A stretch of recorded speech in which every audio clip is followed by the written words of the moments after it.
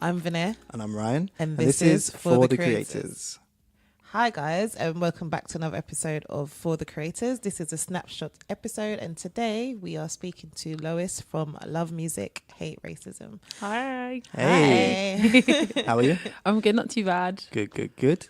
So just for people that don't know, can you tell us, or tell everybody, what is Love Music, Hate Racism? So Love Music, Hate Racism is a non-profit organisation, a campaign that started up originally from Rocking Against Racism in the 1970s.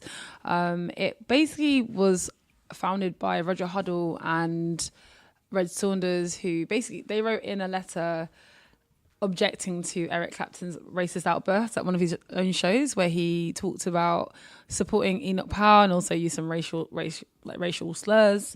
And they ended the letter finishing saying, Eric, whoever shot the sheriff, it sure as hell wasn't you. And obviously Eric Clapton's music, a lot of his music is influenced by black artists such as, the blues and then like reggae. Yeah. So that's where it really came from. And then Love Music, I guess, was one of the phrases they used to use. And since then, we've just continued, I guess, reforming over the years whenever there's been a spike in, like, I guess, racism, or you've got far-right parties such as BNP trying to get into parliament, things like that. Yeah. So in the 2000s, which you remember, we held shows in Victoria Park, and that featured, like, Akala, Miss Dynamite, and the Latter, the Noisettes, and a few others. And then, we reignited the campaign last year because, again, rising hate crime and the fear of right-wing populism spreading across Europe and the globe, and it's becoming very normalised. So just were like, we need to get people conscious and involved with standing against that and bringing people together, that kind of thing. So you said that kind of Love Music, Hate Racism comes into force when there's a spike in like the general feel of things. What's the organisation like in terms of, is there like a figurehead, and then, or is it just people that come together that believe in the mission? There's no figureheads. I would say it's a campaign that's based in grassroots kind of organising. So it's about empowering everyone or giving everyone the opportunity to feel empowered to put on their own events. Like, we've got some really great groups around the country, Birmingham, Sheffield, Chesterfield, Glasgow, who've been putting on their own shows as well. So we really encourage that. I'm from the national office, so we kind of act as a base to help those. So we maybe sending merch out, giving them advice on events, sharing their info or their events on our socials. But it's not just about the structure, it's about actually like branching out, giving people that power as well, and making sure that they feel like they can take, I guess, our message into their communities as well. Okay. Yeah. Wow. Cool. So, tell us a little bit about you. How did you get into? I got into Love Music, Hate Racism because I'm an activist anyway, anti-racist activist, and also the two passions in my life are politics, I guess, and music, and it brings the two together. So I was just like, perfect opportunity. And I've been working with Love Music since last year, September. Okay. I do a bit of everything. So from the social media to the admin, which can be boring sometimes, but it's part of the role. I've realized how important. I mean, organising, a lot of it is emailing and making sure people respond, and like nudging people. Yes. Over the internet, and just being like, not trying to be too annoying. And as well, other stuff I do is, I guess, helping out doing stalls. So we were at the Lambeth Country Show a couple of weeks ago, and then like I met Vinay at Brighton Music Conference. Yeah. We've been at the Great Escape, but we're just trying to really get the message out, because at the moment we think it's important for people to be not just saying they're anti-racist, but actually being actively involved. And we think music, especially culture, has such a massive impact to bring people together, across like cultural divides. I mean, when you go to a festival, I go Primavera Sound, which is in Barcelona.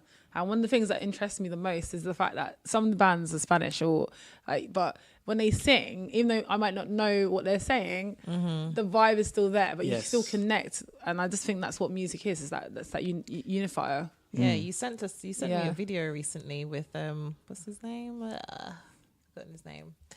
That singer, American singer who was in Bali. Can you remember his name? In Bali? Yeah, and you sent me the video. they were singing his song back to him. Khalid, that's Oh, it. yeah. cool. So he was in Bali.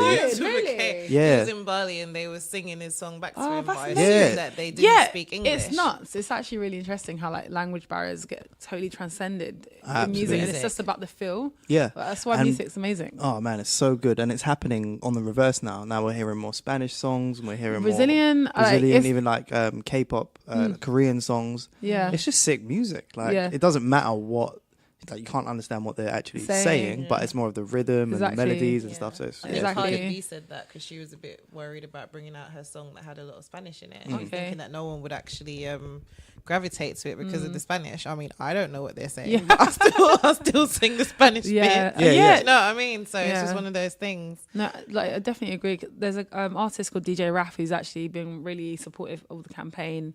And his music is a lot of it's a mixture of like electronic again, and then it's like got elements of Chilean music, like Southern American rhythms. But it's amazing, and most of it, it's in like Chilean. But I'm like, I don't know what to say, but I was like, still like, just grooving. still feels good. Still grooving to it, yeah. Exactly. Yeah. Brilliant. So the charity was founded in 2002, but does it only focus on racial prejudice within music, or is it just about being inclusive in general, so embracing everyone? At the moment I would say the level we've always focused on, I guess, just in trying to include everyone and using music, like I said as before, as a cultural platform to make change. At the moment we haven't really, I don't think, developed a strategy in regards to the music industry, because I mean we're aware of the fact there are racial issues or prejudices in working in music. But generally our goal is to, I guess, like wake up people's minds and get them involved in the campaigning. And like I said, music is like one of the, I think, most powerful, if not biggest forces in the world. So that's definitely why we go through that route. Yes. And I mean, we've had groups such as, I don't know if you've heard of the Football As Alliance, or Democratic Football As Alliance, who are made up of UKIP and also like ex-EDL members, and they have like neo-Nazis at their core. And there's a reason why they're organising through football. So if they're going to organise through, sports or things that have such a big cultural phenomenon, I think it's important for us to understand and not underestimate the power of music, arts, and the latter. Yeah. So I guess the strategy is focusing on music, which is ultimately something that unifies everyone. Exactly. So it's like hate racism, not ignore it, but let's focus on the thing that unifies all of us. Yeah, I mean it's a 50-50. I mean it's love music, hate racism, but I think they both go hand in hand. It's not about one more than the other. It's about actually balance, and I think making people understand that the two do go in hand, and that racism is, I don't know, it's a universe. Most people who are into music would tend to be fans of music. I like to think aren't racist. And I think if you go to a show, you want to hope that the majority of people are, I don't know, open-minded. Because music, I feel like, is an open-minded, should be an open kind of minded format. But I know it not in all formats. It's not always, I guess, I think the case. Sometimes what it is that people are selective with their racism. And I say that to mean there was this politician who I saw this morning, or whatever it's called, sorry, and she had got caught sending a WhatsApp message to one of her friends that was really racist, and she was trying to justify her actions. And what I thought about that was like, a lot of white people will go on holiday and they'll enjoy the experience and they enjoy the music, but then it's like you couldn't have any of that if, say, black people weren't around. And it's like, if you're going to be racist, then don't have Indian food. Like, be full out racist and stick to your own. I think people are really selective in their racism. So I'll be racist when I'm at home, but I still want to enjoy all the cultures that different races bring to the table. It's like, if you're going to be racist, just be completely racist and don't mix with anyone of a different ethnicity or partake in their culture. So I think people are selective in their racism, which actually demonstrates that there is actually no point in being racist. And I think a lot of the time as well, they don't even realise. It's just something that I've always done. I've always spoke like that. One of the biggest issues I think we come up against is, I mean, having gone on demos recently, say for instance, there's been like free Tommy Robinson demos have been happening. And a lot of the time you meet people on those demos and if you try to talk to them, so basically we got a truck, a 40-foot truck, to pose as a stage, and when we were like bannering up the truck with like stand up to racism signs, like love music, hate racism sign, we had this lady out of nowhere come and say, start filming us and going, these people are the crazy, like violent, like people on the left who, this is all racist. And I was like, we're actually the ones who are trying to perpetuate like a positive space for people to feel comfortable in. And it's your lot that are the ones that are the violent ones, because I've been on enough demos with Tommy Robinson supporters on DFLA, which is like the Democratic Football Lads Alliance, like I mentioned before, that have, attacked us. And you really do see that these people are prepared to fight in these street groups, and you have to take them seriously. I mean, like I always say, people underestimate them, like the Nazis started as a street movement, so it's things that are quite a serious issue. Yeah. It's definitely being normalized. How do they normally, because you've been out there on the how do they justify being racist?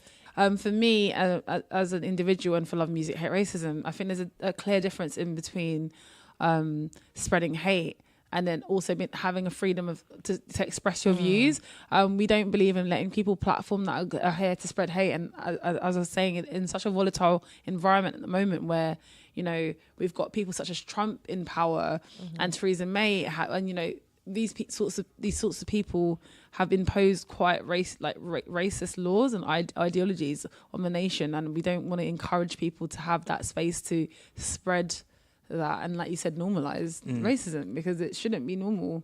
I was walking through Soho the other day and I saw a sticker with like a little anarchy on it, A on it, and it says "Make racists afraid again," and I'm agreed with that 100%. That's how I feel about the situation. Yeah, because it's just like it's just been let loose. It's just been, at the moment, it's been given license. It's crazy. Let's talk about freedom of speech, because I think, because obviously we're influenced a lot by American media and American laws even, and we don't live in America. And obviously they have different laws with regards to freedom of speech. What is can you tell people what the difference is between freedom of speech in America and the idea of freedom of speech over here? Freedom of speech in America, this is how I interpret it personally. It seems like anyone can say what they want, whether it's going to be inciting hatred or not. Whereas in the UK, I think freedom of speech usually used to mean not being politically correct and having your right to express if you're not comfortable with something. Like for instance, I was watching something the other day and someone said about how, like, now if you pinpoint a particular group or say something about a certain group, you're almost classed as a racist. But then in my head, if you're going to make a statement about a particular group of people and say a particular group of people don't deserve something because of, where they're from or how they look, then it is a racist comment. Do you know what I mean? And that's, I think, for me, that would be the difference between UK. And I think that's a good thing. And we don't want people like I said, I don't want people spreading hate. One of Trump's right-hand wingman, Steve Bannon, was at this like Free Tommy Robinson demo. Oh, really? Yeah, talking. Yeah, and these are kind of people that are involved with these movements. So, of course, we don't want people like that spreading hate, because, like you said, we take a lot of influence from America, and I think with that and that influence, you can see how that would impact people here. You know? Yeah, it's giving them license. Can we discuss it from a different angle? Because I feel like in America, even though their freedom of speech allows them to incite hatred, I feel like over here we're a little bit more polite about issues to do with racism. So we kind of sweep it under the carpet, like especially black people, we're scared to talk about it as openly.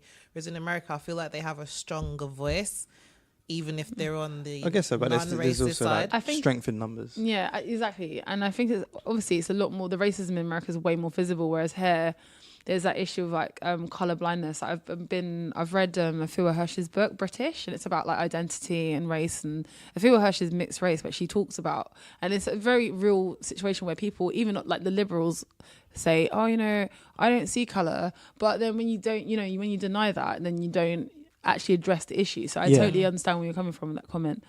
And it's something that does need to be addressed. But I think racism is always a difficult topic because it makes people feel uncomfortable and people don't want to, I guess, confront the ongoing issues. Yeah, I think especially as a black person, I think one of the main things is because when I've been, say you're in a group where you're probably the only black person there and you're speaking openly about racism with white people, they always go, why do black people always have to make everything about being black? Or for example, when H&M had that issue with the young boy, and some of them were like, but is it really that deep? And I think sometimes it's difficult to discuss issues about race with white people because they've lived with white privilege all their life, so they'll never understand it. You see examples of yourself in the media every day. You're portrayed positively in most industries and in most things that you do, so it's hard to communicate to you how we feel on a regular day. So imagine as a black mother, you have to tell your son about the police, all of these different things they'll never experience. So it makes it difficult to talk about it without sounding like the angry black woman. It's true. The angry it's black true. man. So it's true. I mean, the H&M thing, actually, even I had black friends that said to me, they were like, is it that deep? And I was like, yeah. But I was like, they could have put that. I was like, they could have put that hoodie on any kid, and it could, So that's how I feel about the situation. Yeah, and that kind of goes back to what we were saying off air. When you have a diverse boardroom, then that would have been flagged a lot earlier than it had been, right? And it wasn't. So it become a thing that was quite negative. Exactly. But then sometimes it makes me wonder, are these things accidents or are they done on purpose sometimes? Because you have to think, in this day and age, how does it get all the way to publication without someone flagging it? Because sometimes all publicity is good publicity, right? And people will say, oh, we're not going to shop there for 10 minutes, and then they're back in there. But then now everyone's talking about H&M. So it will be interesting to see if their sales actually increased or decreased within that period. Because I don't necessarily think that in this day and age, is it necessarily that they didn't know what they were putting out? Was it intentional? I guess it's another way to look at it. Yeah, but I think the unfortunate truth is we'll never really know exactly what happened in regards to that issue. But I mean, I haven't shopped in the H&M since, actually, to be honest. I haven't actually shopped in there since that happened. Yeah. So I'm sticking to my guns. That's good. Yeah. So the work that you do, what sort of issues have you tackled recently? Because I know you mentioned the whole Donald Trump thing. How do you find the issues that you want to really discuss? And I know that you guys did like was it a campaign about it, or you took the truck out? Like, how do you select the issues that you're going to focus on? I mean, the issues that we select, it comes through a different variation of ways, because sometimes it's like something might be someone who's asking us to come to specific to their event.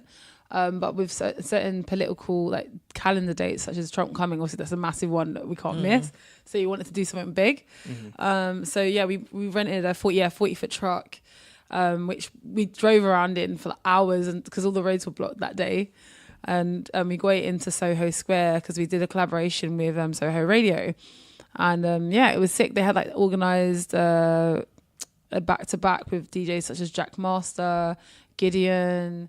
We had Seth Troxler on the lineup, Eats Everything. It was a really massive day for us, and it was great to see, because basically we got into Soho Square, but maybe I think around 8, and we'd been meant to be there in the morning. In the evening. We'd meant to be there from 5. Is it because you're trying to drive around? Yeah, because you imagine how long, especially it was on the sweltering hot. It was a hot day as well. So I've been driving around in this truck trying to work out the logistics, but it was amazing, and it just showed you that it was about reclaiming the space, but also kind of saying to the establishment, we're here to be united, and we don't care whether you're gay, white, black, wherever you're from, whoever you are. It's about uniting and just coming together and celebrating diversity, which makes the country, and not this country, but the globe, a special and interesting place.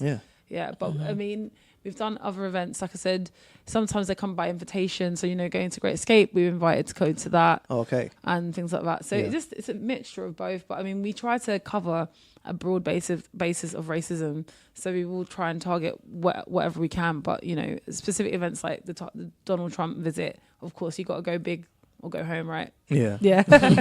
Yeah. So on an event like that, what is the main message you're trying to get across? On an event like that, it's just about, again, like I said, it's the unity aspect and diversity aspect, and just showing, because obviously people only seen that finished product. Like, obviously we came to the square, had the sound system, it was blasting. It got shut down by the popo actually in the end, and it was so funny. One of my colleagues that I was working with said the police officer came over and was saying, "Oh, people are illegally having fun in the streets of London." So it just shows you again. It's just again reclaiming, like just showing. The state doesn't always have to control us, and that we're for a unified space. We're not for these divisive, tactics which come from above. Like, these like they said, like Donald Trump's, they enforce these like racist ideologies which perpetuates fascism and racist groups. So it's that really. Yeah, it's very interesting that something positive, something clearly positive, and is under a charity would get shut down because you're having illegal fun. Yeah, I mean, it's not. I mean, I don't know. People. It just shows you again the states. The state just, I think, focuses a lot of their energy in the wrong places. They're not focused. It wasn't focused in the right place. Yeah. I mean, people were just having fun, enjoying music, and it got shut down. Do you think that they probably described that? Because I actually went to an event and I met this lady who's a craftivist, and she does activism through craft. Yeah, the crocheting, and that sort of thing. So do you ever practice any gentle activism? Because I guess that can, because you're loud and proud and you're in the middle of Soho, that can be seen as a bit maybe intrusive. And I mean, rocking, like Love Music Hate Racism, and like, I guess from the Rock Against Racism days, has always been known to put on big shows. That's one of my big kind of, I guess, points, or selling USPs. I mean, in the 1970s, the March Against Racism against the National Front started as a march from Trafalgar Square all the way down to East London, Victoria Park, which we were saying was where the other Love Music gigs happened. And originally the idea was for the gig to happen in Victoria Park, but everyone thought the kids were just going to go straight to the park and not actually do the march. But loads of people marched from Trafalgar Square all the way to Victoria, which is a long distance. A long route. And the reason why they did it is because they were going through, so East London at the time was a big like National Front hold. So it was a big kind of like, fingers up to the National Front, because they all these people were marching through. And then we had the people such as like Clash, X-Ray Specs, who else? Aswad, like all these massive acts, and Still Pulse that actually played in the lineup. And that's always been our selling point, because we think, why not get loads of big artists together, put on a massive show, and show that the crowd is, the crowd is diverse and the crowd is united, and it doesn't matter what, again, across racial boundaries. We're not about being divided, we're about being brought together, that kind of thing. So that is one of our main kind of things. But then we've been we want to get into schools and do more kind of educational programs, that sort of thing as well. Because I mean, those things are great, but they obviously only last. They're temporary. Yes. They're always a consistent thing. So that's one of the things we want to do in the future, and get into schools and like just doing workshops with students, and like looking at racism. The NEU, which is like the National Education Union, we did like a Love Music Hate Racism course, and that was really great, because a lot of teachers that came to that were teachers from predominantly kind of like homogenous schools who didn't have quite a diverse mix of pupils, and they came specifically to that course because they wanted to know how they can actually introduce that topic into schools. Yeah. So that again is like positive in that sense, and if we can do that, that's what we want to do really. I was going to ask the question about do you think that fighting for racism and inclusion is now a fashionable thing? And do you think that can also be a good and bad thing? And the reason why I said that is, doing research into your organisation, I found like back in the day, a lot of people were wearing, the badges love music, hate racism and stuff as a fashion statement, as opposed to actually wearing it because they were, you know, part of the cause and trying to raise awareness about the issue. Okay. Do you think that's still something that permeates today? I mean, to be honest, like most of the time when we're at events, I like to think the people that actually come up to the store are generally interested, because, you know, I've been at events with, like, I don't really sell anything and people aren't, you know, don't really come to the store. But I think it has become fashionable to be like an activist in some sort, because, you know, there was that Pepsi advert with one of the Kendall, yeah, one of the Kardashian sisters, and then she put like has a Coke can and they're all going on a march, and that was you know, but at the same time we know the cause comes from, like, you know, a following of wanting to, it got set up for the reason being to actually combat the National Front, which is a big deal, you know. So it's not, we know our cause isn't a fashionable, it's not just like, hey, let's like bring people together and play music, blah, blah, blah. Yeah. Mm-hmm. It's way more than that. I mean, people wearing the badges as a fashion statement at the time, I guess it's always good to have people having the message. I'd rather see the message like around than not see it around. But at the same time, it's not, we want to have something that's got substance to it. It's not, like I said, it's not meant to just be kind of a fickle thing. It's like an ongoing thing. And at the end of the day, whether we're here or not, racism is still a very real thing for a lot of people. So I'd like to think that I think it's like a catch-22, because I feel like you wear the badge, even if you do it just for fashion, someone might see that and that might incite something in them. So you're wearing it for fashion. It's still promotion, right? It's promote. I mean, I don't know. I don't want to say it's for it's not for fashion. I would like to think. No, I'm not saying that what you do is for fashion, but some people might actually wear it as like a fashion statement, like they're cool or yeah. But I mean, if they are wearing it because they want to be cool, I mean, I guess we can live with that. But yeah, it still spreads the message. In a very small way, doesn't it? If someone sees that and thinks, oh, okay, what is that, and wants to get involved, they can Google that and then be like, oh, okay, it's actually a real campaign that does this and X, Y, Z. So I think any publicity is good publicity. They say that sometimes. So exactly. What's your proudest moment since working with the charity? Well, I'd say at the moment, like I said, with the Soho Radio thing, that's been the most recent, and it's been great because now we've like formed a partnership with them, and they have they gave us the space to take over for the last couple of weeks, which we've had since the 23rd, and we're going to have until like August the 5th. Nice. And then as well, we're going to be able to air regular shows on there as well, so that's really great, which is good for us to have a platform. Also join up with organisations such as Association of Independent Music Labels, which is also known as AIM. It's been great because we've had a lot of support from them, and their CEO Paul Pacifico has been backing us so hard. And yeah, it's this year we've been making a lot of inroads in the industry. And we think as well, for us, a really important thing is to get into the industry and make people there as well realize that the need for us to be around, and we get a really great reception from industry events all the time. So I feel like the fact that we do is proof that we are needed and that we're respected as well, and what we're campaigning for. Good.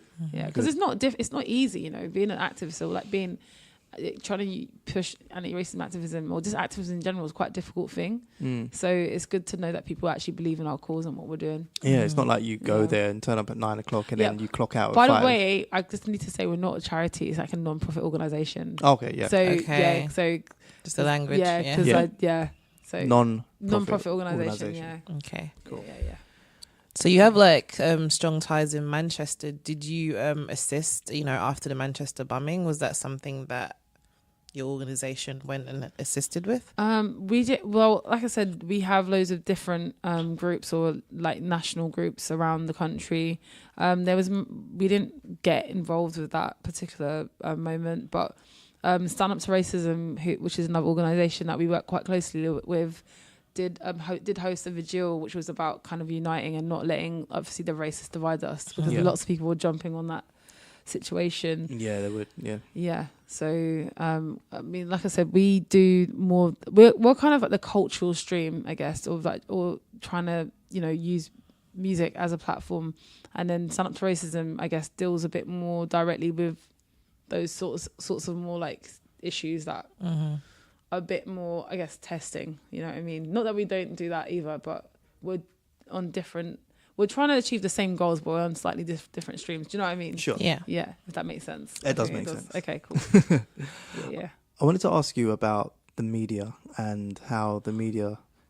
Oh, I was going to say something. Go on. Manchester. Oh, yeah, sorry. I was meant to say also, actually, Manchester, there's a guy called Dave Haslam who actually put on a really good show, or a gig called One Nation Under One Groove. And it was like to combat Morrissey, because you know Morrissey. I don't know if you guys heard about Morrissey. He used to be in the Smiths.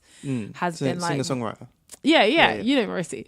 So he's been like making these racist rants and all this stuff. So basically he organised a gig the same day he was meant to be touring in Manchester, the same weekend, and then actually Morrissey cancelled his gig. So you can see again, like they were using Love Music as a platform again. So you can see how we kind of help infiltrate and I guess push that message again, which is great. So if Morrissey's having to cancel his gigs because he's worried about people protesting, I'm all for it. Yeah. It's sure. exciting, positive change. Yeah, you're taking a stand, isn't it?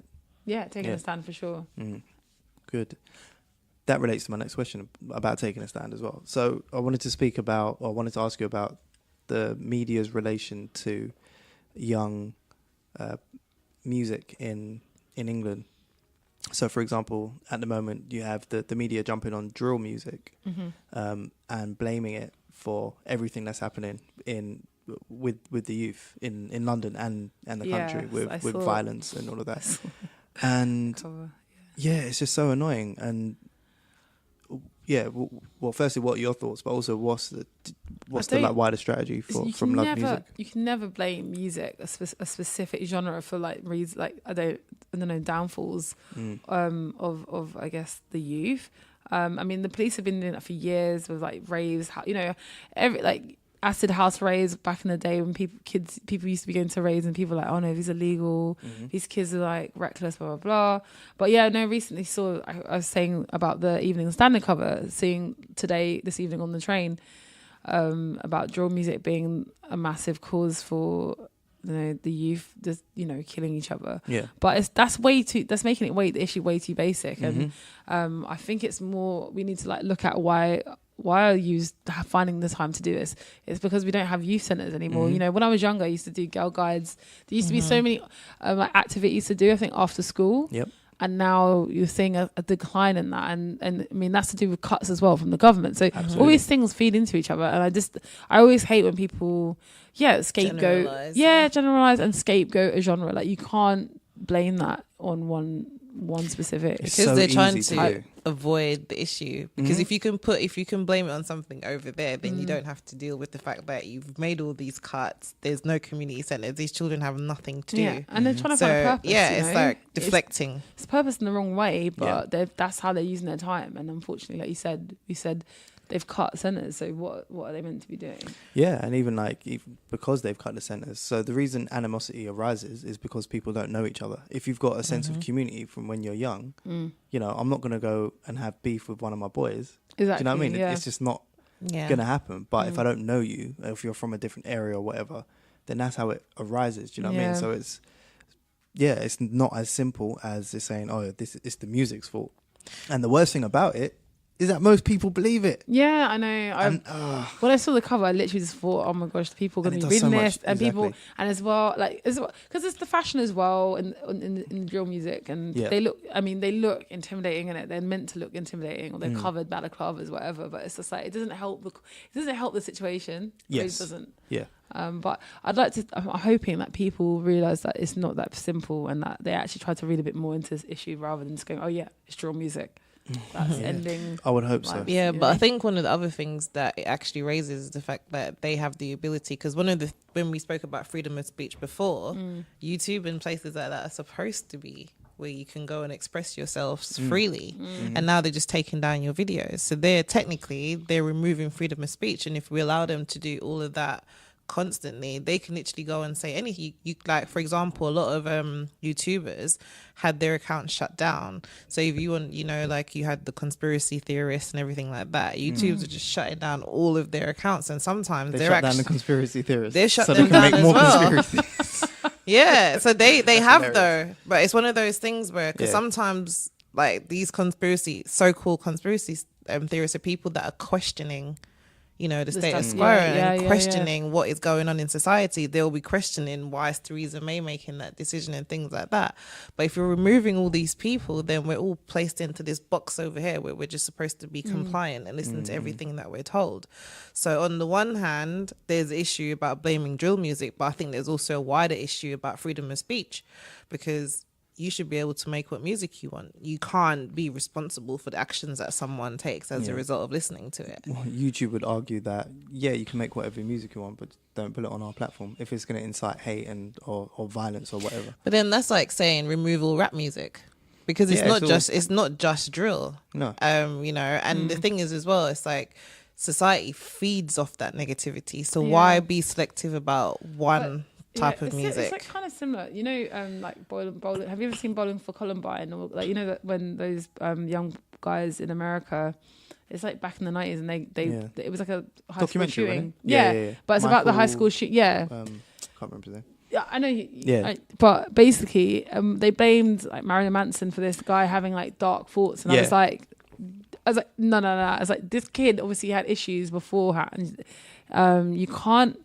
I find it so interesting how people can just attach like an idea to music and just be like, yeah, that's it. And exactly. like, they think they've like worked it out. It's like, no, it's way deeper than that. Exactly. I mean, they've done it in early 90s with gangster rap. Exactly. Then Marilyn Manson, Eminem. It's just grime music, drill music. It's ongoing. Rave music. Yeah, it's just ongoing. It's just such a cop out. They just don't want people to it's like, I feel society almost doesn't want people to express themselves sometimes, or the state doesn't want people to express themselves. They want us to be kind of confined. And it's like, no, we need, I think it's innate as human beings that we express ourselves, and, you know, through creative channels, you know, music, whether it be music or art. I think it's a natural thing. But I also think maybe they should, if they take that stance, they should just shut down the news, because that's why I don't watch the news, because there's so much negativity. Like if you watch the news, you can actually become suicidal, because there's so much negativity in the news. Like you can technically argue that the news perpetuates more of the things that are going wrong in the world than actually drill music, because it's so negative. The other day I just Googled what's trending. I was looking for positive things that were trending to try and feature on our socials, and all I was seeing was just things about like pedophilia and that killing and acid this attack. And that, and I feel like acid attack, and then you just think to yourself, didn't nothing positive happen? So it's like, if they're going to take that angle with one form of music, how about we look at everything in the media as well, and really, really look at the impact that it has on people, because the more that you're fed that negativity, the more it becomes normalized. Do you know what I mean? So I feel like it's just a one-sided view. And also I think the reason why they get away with it is that people take things at face value, and a lot of us just, all right, they said it's drill music, it's got to be drill music, that's it. They don't actually want to go and investigate the core of the issue and what's actually causing it. So it's almost like the couch it's also easy potato mentality. People live in bubbles, and I think anything that disrupts people's general I guess daily lives, sometimes people just want to switch off, and it's just easier for them to do that. Definitely. So much easier, and obviously the newspapers and the media perpetuates that so much more, and it's just annoying because you don't really know what's going on in people's heads. Like when they see that, it's like, okay, they are making that assumption, they see that image, they make that decision in their heads. Then when they do see someone that looks remotely like that, then they have that association, and that's what I was builds up thinking. the racism. That's what I'm saying. That's what I was a bit, because when I saw a lady reading it today, I was like, oh man, I was like, oh, people is going to be writing people off, going, yeah. But it's also like music and culture, because I was watching another thing about Calabasas and how they were saying like the new trends that are out now in terms of like, you know, all these hoodies and all this, that's the new fashion. Well, streetwear is like a Calabasas fashion, a global thing. So it's like they like to pick and choose which elements they want. So hoodies are over there making money now, but if it's on a black young male, it's an issue. But if someone else wears it, oh, it's fashion. So where do we draw the line as well? So it's like they've fed us so much negativity about, because I remember the days when, like, if you went to the shopping centre, you can't wear a hoodie, you know, and things like that. But then now it's the new fashion. Yep. So it's like you can come in and select which parts of the culture you want and which ones you want to exploit. But then when the actual people who created the culture do it, it's an issue. Yeah, I see. Yeah, it's unfair. It's like you said, it goes way deeper than the music. But I guess we can stay here and go deeper and deeper and deeper down the rabbit hole. No, but I hope that does just peel back a few of the layers, you know, for people, that it's not just the headline that you see, and it's not just the image that you see. That's the whole story. There's so many different layers. Yeah, we can hope people take initiative, but yeah, the basis of it is that a lot of people just like read it and take it, like you said, take it for face value, unfortunately. I hope with this whole Facebook thing, the breach of privacy and stuff, and the admittance of fake news and all of that, I hope that makes people question everything that they see. If they see an image and a headline, I hope they think, let me investigate that, rather than just take it on and then forward it on WhatsApp, because so many people do that. Yeah, and I also think it just goes back. It goes back to everything, because the question I was going to ask is, what does a racism-free world even look like? You know, where does racism start and where does it end? Because I feel like when you go, for example, if you're in London, you go to a school that has so many different ethnicities in there. So where do these like movements develop? Like, who starts them, and how do you brainwash someone to make them feel like Joe, who they went to school with for the whole of primary school and secondary school now, is now lesser than them? Where does this actually start? I think, I mean, at the end of the day, I mean, racism is like a capitalist construct. It came from, it came from slavery. Races were like brought in to divide people and, you know, lessen, I guess, dehumanize black people, as we know.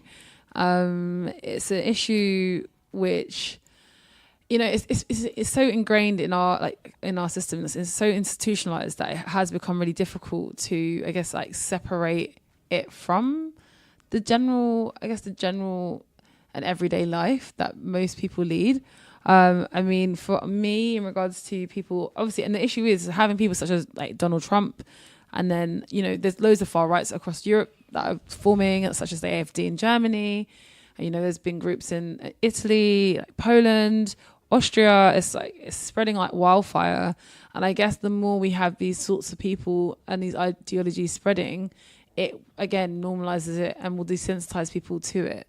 So I think it's particularly important that we do kind of make people understand where racism comes from. That comes from the top. It doesn't come from everyday people. Do you know what I mean? I even think, racism it's divisive, as we know. And I think it also does separate the working classes, because, you know, rather than them focusing on the state or focusing on the government, they're focusing in on each other rather than actually looking out, you know, why is my health care service being cut, or why is my education, you know, why is my school being academized? It's all these things that feed into it. And it's more than, you know, it's more than just those different topics and those different areas, but people have to really look above. It's easy to scapegoat people that are minorities, or, you know, it seems like an easy way out, I think, especially when you look at immigration. And, you know, when we reflect on immigration, you know, especially the UK and immigration, like, you know, the Windrush generation got brought over to help rebuild the city, rebuild this country after World War II, as we know. And I just think people almost forget those histories. And I think it's important that they kind of, you know, that they're brought back to the fore. I mean, NHS is mostly made up. There's a lot of immigrants that make up the NHS. I mean, NHS, if you took out a lot of the immigrants, there wouldn't be any NHS, you know. So it's just making people understand, I think, its differences. And as well, I think people should be entitled to, I think, a good quality of life wherever they're from, you know. And I've always believed in that, but as a person, on a personal level. But I just think making people understand that, yeah, difference is good. And like difference brings about different, I guess, you know, like you're saying, foods, there's, you know, flavors. music. It's all part of the whole. Yeah, that's what makes the world go around. Yeah, and that's what makes like the UK such a great place. Yeah, exactly. I met actually when I was in Soho, radio based there the other day. I met a Canadian guy. He said it's the first time he's ever come to Europe, and he was like London. He's like, there's so many different types of people here. And I was like, that's what makes it such a great city. Like, it is a really great place to be, because like you were saying, Vinay, like, it's a really diverse space. You meet so many different people from so many different backgrounds, so many languages here, so many, just different cultures. And he was so blown by that. He's like, I never imagined it to be like that. I was like, well, there you go. There you go. Yeah, it's so funny the idea that people have about London. If you're not from London, like the idea is like, tea and crumpets. It was interesting seeing, because I just obviously, because we're in it, you just take it for granted. Yeah, and that's the thing. And then I was like, oh whoa, he was like really blown like by that. And I was like, yes, whereabouts in Canada was he from? I didn't find out. Yeah, I didn't find out. But he was like, whoa, he's like, Canada's huge, but Toronto is quite similar. Okay, it's quite cosmopolitan. Yeah, well, he probably isn't from that part, because otherwise he wouldn't have been that blown by it. Yeah, exactly. He might have been from like Vancouver or something like that. Probably, maybe. Who knows?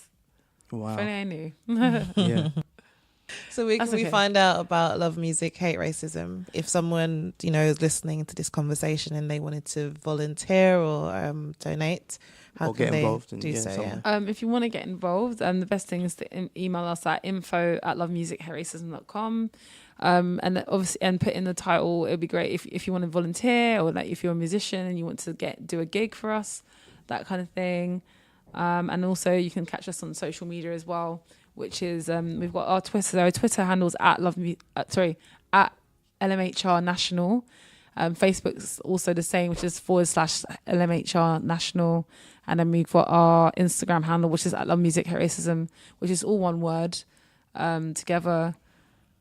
And also want to say before we go about you said about the biggest thing is for me, we've got a massive event coming up with Smokey Joe, a road show, which has been sponsored by the National Education Union, and we're going to be having a float 2 days at Carnival this year, Notting Hill Carnival. Nice. On the 26th and the 27th of August.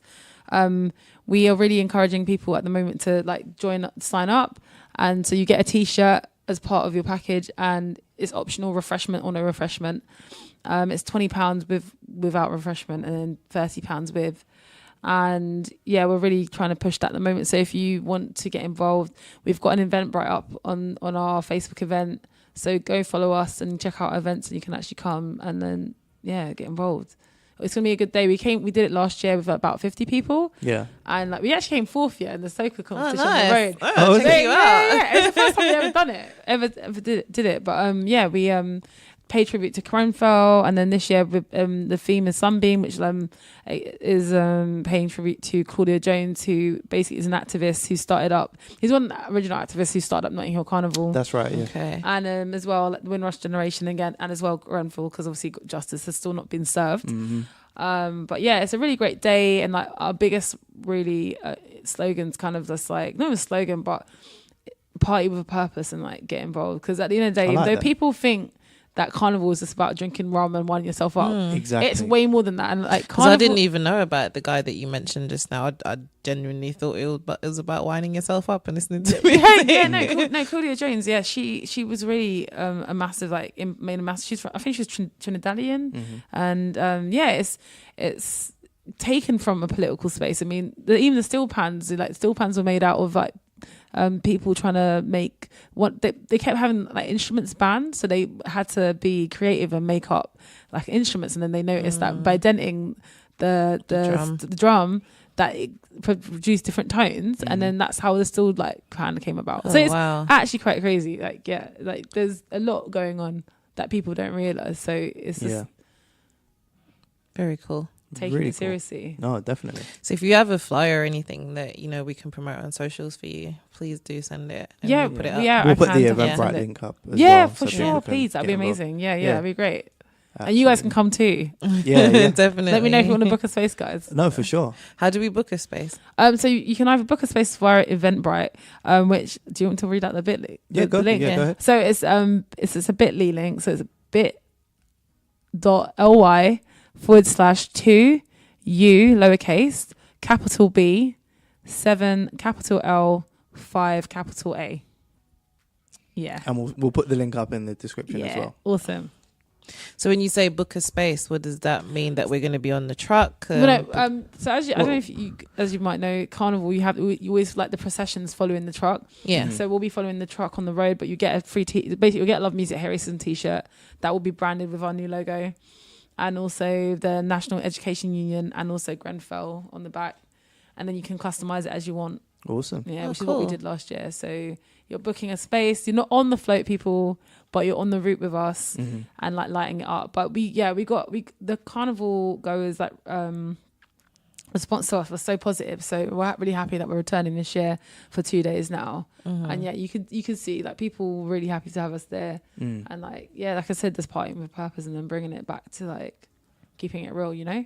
Okay, definitely. brilliant. That's really good. And I'm glad that there are organisations like yourself that are bringing back the essence of what Carnival was originally about. Yeah, for sure. It's important. Like I said, people, I think one of the things of making people trying to see Carnival is a serious thing, because it's so many, especially it goes back to the media representation of Carnival. Yes. It's always very negative. Yeah. And at the end of the day, it was actually brought about after, you know, especially with the Notting Hill like riots and race riots, you know. So it's about giving people a platform to be able to express like their culture, but also celebrate diversity and again celebrate what makes this country great. I mean, if it wasn't for the Caribbeans, there'd be no jerk chicken and, you know, macaroni cheese, you know, you know, so just saying, you know, and rice and peas. Exactly. Cool. Yeah. So yeah, we asked you about your socials already, didn't we? Yeah. We did. Cool, no problem. Okay, guys, well, thank you so much for today. No worries. Thanks for coming on the podcast. Yeah, it's a pleasure to be in, guys. It's been a really good conversation. Yeah, so, really insightful. Yeah, and if anything, I just hope it makes people investigate things a bit more, and obviously join your organisation. Yeah, I mean, join us. And like I said, at the end of the day, it's great if you say you're anti-racist, but it's even better when you're actively involved in being an anti-racist. Yeah. And how do organizations get involved with you guys? Because I know you mentioned like, you know, individual volunteers, and you also mentioned musicians, but how do you collaborate with organizations? I mean, so far, I mean, like I said, it's been a lot of invite, or like me going to events such as, like I said, Brighton Music Conference or Great Escape, and meeting people and just connecting with people in those spaces. So if you're interested in getting Love Music Hate Racism involved in your organisation, drop us an email if we think it's possible, and we can find the materials to get involved, maybe do a talk or do a workshop. You know, we're happy to oblige as long as we feel like we can do the best of our ability. Because we're still a growing organisation. Yeah. We're quite a small team. Even myself, like I work part-time still, but I work alongside a lot of people that are doing bits part-time here and there. So even then, you know, we try to do our best on what we've got, the resources we've got, and the team we've got. And we just want to make sure we're spreading the message and getting it out there, really. And what's the email address? info@lovemusichateracism.com, which is all one word, is all together. Yeah. Brilliant. Perfect. Cool. Yeah. Thanks for coming on. No worries. It's been a great conversation. Guys, thanks for listening once again for another episode of For the Creators. For this snapshot episode, please give us a rating on your podcast app or wherever you're listening to this, and a review so more people can discover the show. And follow us on our socials. So on Twitter, we're @for_the_creators, and on Instagram, it's @for the creators podcast. And it's a really cool Instagram, so definitely jump on that. Yes, guys, thank you very much for tuning in, and we look forward to having your ears next time.